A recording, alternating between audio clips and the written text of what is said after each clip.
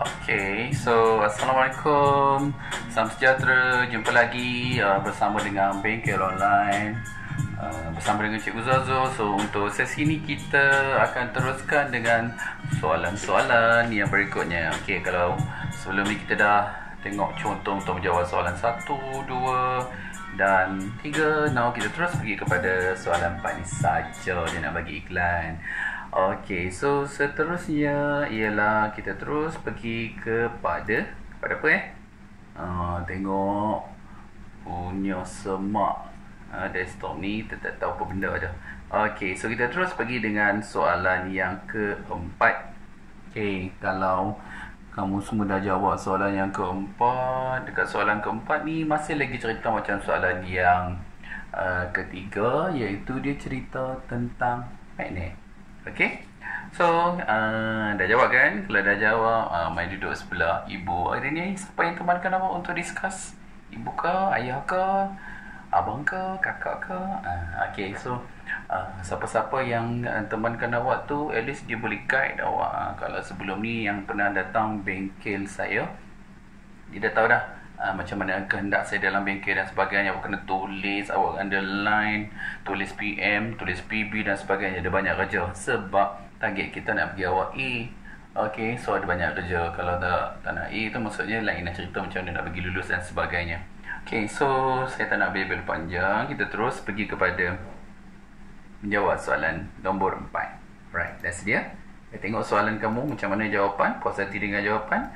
So kalau puas hati dengan jawapan, sila duduk sebelah dengan pembimbing awak di rumah. Okay, so kalau kita tengok soalan nombor 4, dia kata Raja Ampat menunjukkan satu penyiasatan dijalankan tentang bilangan klip kertas yang dapat ditarik oleh magnet. Dia dah abang dah tentang bilangan klip kertas yang dapat ditarik oleh magnet. Dah tentulah itu ialah pemboleh ubah, bergerak, balas, or the number of paper clip that can be attracted by the bar magnet. Oh, ni panjang pula dah magnet bar. Okay, as the responding variable and size yang berbeza. Size apa berbeza? Size magnet. So different size of magnet means that the manipulated variable is the size of magnet. Ini bermaksud pemboleh ubah manipulasinya ialah size magnet. Okay, sekarang kita tulis balik, tulis PM dia. PM dia ialah size magnet, or manipulated variable as the size of magnet.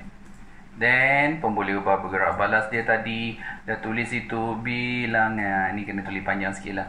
Bilangan klip kertas yang dapat ditarik oleh magnet. For the LP as a responding variable, the number of paper clips that can be attracted by the magnet. Okay, so dah dapat pemboleh ubah manipulasi, dah dapat pemboleh ubah bergerak balas. Datanglah soalan macam mana pun, confirm kita boleh jawab. Okay, so sekarang ni kita tengok. Oh, tiba-tiba dia pertama dia nak minta kamu tandakan. Dia dah bagi carta palang. Maksudnya lagi tak payah lukis carta palang lah. Okay, dia kata carta palang yang manakah menunjukkan bilangan klip kertas yang dapat ditarik. Yang ini dia nak uji calon daripada pemerhatian. Dia bagi bentuk carta palang. Ini adalah kemahiran komunikasi or science process skill communication. So macam mana nak jawab, kita tengok.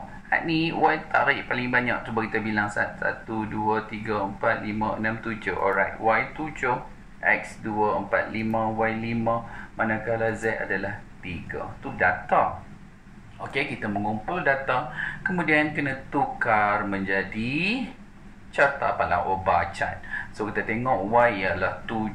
Y7 maksudnya Y mesti yang paling tinggi. Dah tentulah table yang ini. So disuruh arahan dia adalah suruh tandakan tick right. So tick right.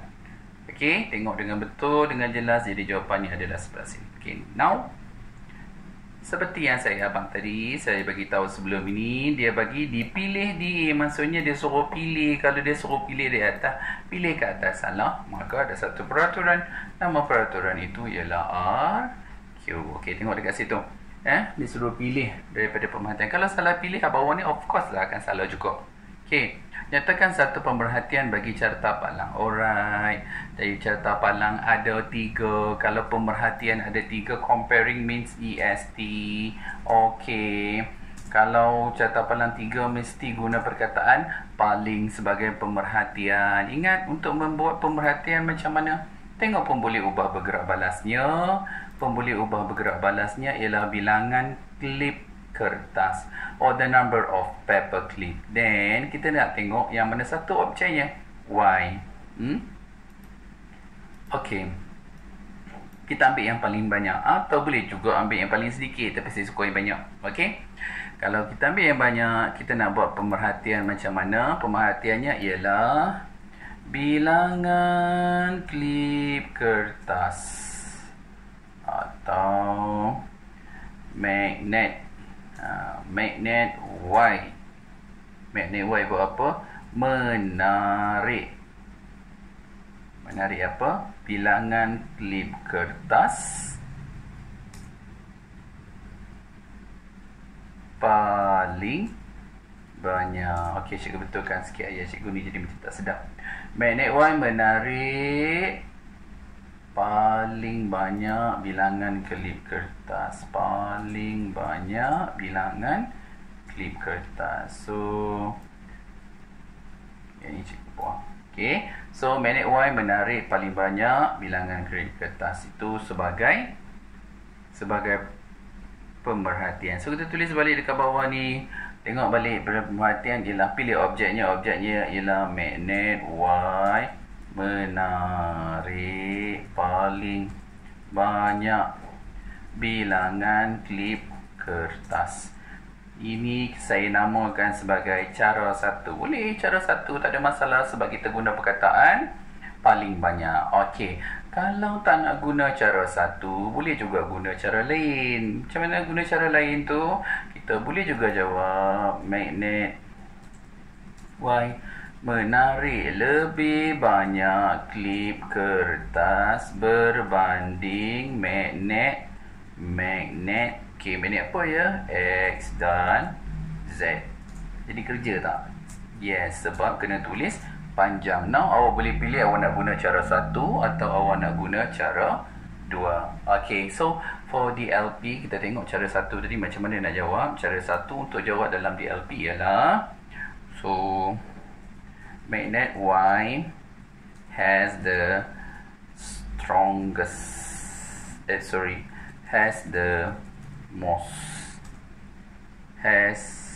attract the most. Magnet Y attract the most number of paper clips. Okay, so as a method 1. Okay, magnet Y attract the most number of paper clip as a method 1. Now we change to the method 2 as a magnet Y attract the more number of paper clips. If you choose more, you need to compare. So magnet Y attract the more number of paper clip than magnet X and Z as a method 2. Sekarang ni cikgu bagi pilihan. Nanti takut confuse, cikgu buat acak lain, cikgu acak lain. Jadi sekarang saya terus tunjukkan dekat situ. Dua-dua jawapan kat situ boleh pakai.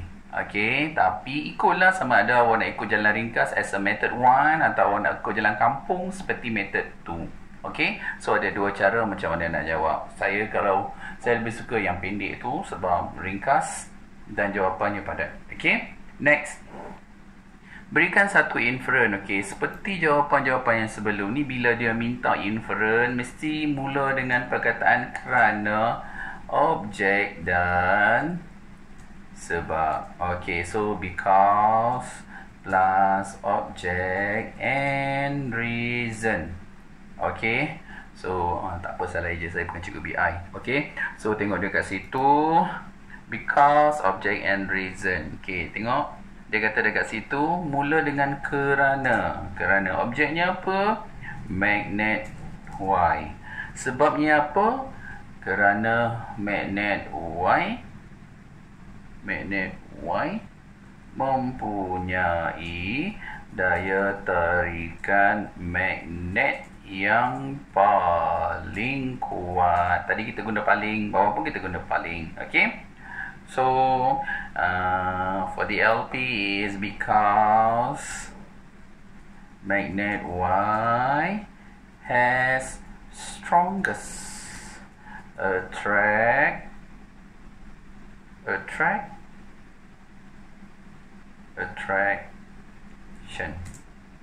Okay, because magnet Y has strongest attraction. Okay, so strongest means comparison lah. Okay, because magnet Y has strongest attraction. Okay, tak payah nak tulis compare dan apa dah, tu dah cukup. Okay, next soalan C, susun. Arahan soalan ini ialah susun. Susun maksudnya adalah soalan pengetahuan. Soalan ni bukan susah. Maksudnya nak bagi kumpulan-kumpulan sederhana boleh mendapat markah. Ini adalah soalan pengetahuan. Pengetahuan. Oh no. Yes, knowledge. Okay. Dia suruh susun, dia beritahu dekat situ, susun secara urutan menaik. Urutan menaik maksudnya daripada tak kuat kepada kuat lah. Okay, so susun urutan secara menaik, maksudnya daripada yang tak kuat. Okay, Z, after Z, X, and the strongest magnet is Y, sorry. Okay, so tengok dekat situ, betul Y. Okay, Y. Susun punya susun dapat satu markah. Kalau salah susun, salah letak satu saja pun dia tak dapat markah. So, kena tengok dengan betul. Okay, now kita pergi kepada satu bentuk soalan yang sedikit tinggi. Soalan yang sedikit tinggi yang saya maksudkan ialah definisi secara operasi, or to define operationally. Okay, sekarang kita tengok kat mana kehendak soalan. Kehendak soalannya ialah daripada sini. Definisi secara operasi. Sorry, wrong spelling kat situ. Okay, define operationally. Okay, itu ialah soalan dia. Bila menjawab soalan DSO, dia ada tips. Ini cikgu nak share tip DSO. DSO ni sebenarnya, okay, dia nak tengok apa isu. Kemudian dia mesti ada proses dan juga relatekan dengan pembuli ubah bergerak balas. Okay, DSO4 DLP is issue plus process and responding variable. Now kita tengok balik lah. Okay, apakah definisi secara operasi bagi kekuatan magnet? Maka isunya ialah kekuatan magnet, or the strength. The strength of magnet. Saya tak mahu. Okay, so kita tengok dekat sini, dia punya isu ialah the strength of magnet. Okay, dah dapat isu dia dah. Okay, sekarang saya bantu kamu untuk menjawab soalan ini ya. Dalam BM dulu, kekuatan magnet berdasarkan, kita tengok pembuli ubah bergerak balas dia. Prosesnya kita dah tahu. Pembuli ubah bergerak balasnya ialah bilangan klip kertas. Tapi harus diingat dekat situ ada soalan berbentuk prinsip. Jadi kita kena tengok ya. Kekuatan magnet berdasarkan bilangan klip kertas. Itu lengkap, tetapi prinsip bagi magnet ialah yang dapat ditarik. Complete. Saya ulang sekali lagi. Kalau di sini kekuatan magnet adalah merupakan apa? Yes, isu. Ini adalah proses dia. Okay, bilangan ni. Dan kemudian tengok ya, yang ditarik. Dan bilangan klip kertas. Ini adalah pemboleh ubah bergerak balas. Okay, now for the LP, the strength of what? Of magnet. Based on, kalau tak nak guna based on, awak boleh guna perkataan is ke apa ke, ikutlah, asalkan dia menghubungkan antara ayat tersebut. Okay, the strength of magnet based on the number of paper clip attract. Okay, Okay, so kita dah jawab dah soalan DSO. Sebelum ni ramai orang kata soalan DSO tu susah. So sekarang saya dah buktikan bahawa soalan DSO tu taklah begitu susah sangat. Okay, antara kita pergi soalan E. Antara yang berikut yang manakah boleh ditarik oleh magnet? Okay, itu soalan pengetahuan. Antara berikut yang manakah? Yang mana dia suruh pilih. Okay, tapi ini ada soalan format bulatkan. Okay, circle. Dia minta pula tu 2. Okay, dan saya rasa soalan ini tak akan keluar untuk tahun 2020 sebab arahan soalan bulatkan tu dia menyusahkan calon. Okay, so circle tu kita rasa 2020 soalan bentuk macam ni dimasukkan. Remove. Okay, remove semula remove. Saya tak kata tapi saya rasa-rasa lekut. Okay, so untuk dapatkan pengesahan kena tanyalah orang yang buat soalan. So ini kita tengok soalan macam ni, dia minta bulatkan. Bila minta murid bulatkan, dia suruh minta 2 yang boleh ditarik. Of course lah, bahan magnet dia ni, bulat. Kita takut sebenarnya soalan ni kalau kadang-kadang budak dia meneka, dia buat macam ni, so salah. So kalau bulatkan arahan dia macam ni. Okay, tapi kebanyakan daripada murid yang saya pergi bingkis, saya dah bagi tahu soalan bentuk macam ni dimasukkan. Jadi dia fikir tengok soalan macam mana. Ini contoh soalan E. Alright, so habis untuk soalan yang ke berapa tadi? Soalan yang keempat. Okay, now kita tengok soalan keempat, dia ada berapa markah ni? 1, 2, 3, 4, 5 dan 6. Okey, kita tengok soalan 4 ni ada 6 markah. Dan ada beberapa kemahiran proses sains yang telah saya cuba tekankan. Yang pertama, soalan A ni daripada data atau daripada raja ditukar dalam bentuk carta palang. Nama kemahiran yang ingin diuji adalah kemahiran komunikasi. Transfer data from diagram to the bar chart. And then dekat situ soalan B, dia kata nyatakan satu pemerhatian. Murid kena menganalisis daripada carta palang tersebut, so membuat satu pemerhatian. So second of science process skill is observation. Antaranya ialah membuat pemerhatian. Okey, yang berikutnya adalah berikan satu inference. Inference tu give reason. Inference adalah selalunya soalan kebat lah, soalan yang suruh murid berfikir. Dan kita sedia maklum sebelum soalan 1, 2, 3 yang sebelum ni, kita dah bincang bila ada soalan berkaitan dengan inference, dia mesti yang tersirat. Yang tersirat tu maksudnya yang tak nampak. Kalau dia cerita magnet Y lebih besar, itu tak tersirat. So dia mesti cerita yang tersirat. Yang tersirat dekat situ ialah magnet Y mempunyai daya tarikan yang paling kuat. Okey, so kita tengok balik contoh dia tadi. Magnet Y mempunyai daya tarikan yang paling kuat, atau because magnet Y has strongest attraction. Okay, so dia tengok magnet Y mempunyai daya tarikan yang paling kuat. Okay, so itu contoh. Dan ini adalah soalan knowledge. Jarang-jarang sekali kalau keluar soalan berbentuk knowledge ini. Tapi boleh saja kalau nak keluar, tak ada masalah. Sebab kita pun tak tahu apa yang jadi pada tahun 2020 ni. Okay, next, definisi secara operasi. Ni pun sama juga. Soalan definisi secara operasi dah pernah keluar pada tahun berikutnya. Lepas tu 2019 keluar sekali lagi. Tak tahulah kalau 2020 nak keluar sekali lagi. So ini adalah formatnya. Okay, dan ini kita rasa soalan ini mungkin tak diuji lagi dalam peperiksaan UPSR. Alright, so kita dah selesai berbincang untuk soalan nombor 4. Dan untuk dapatkan jawapan ini secara penuh, bolehlah pergi ke mana-mana daripada channel yang telah saya beri di depan. Alright, so hingga kita jumpa untuk perbincangan soalan berikutnya. Bye-bye.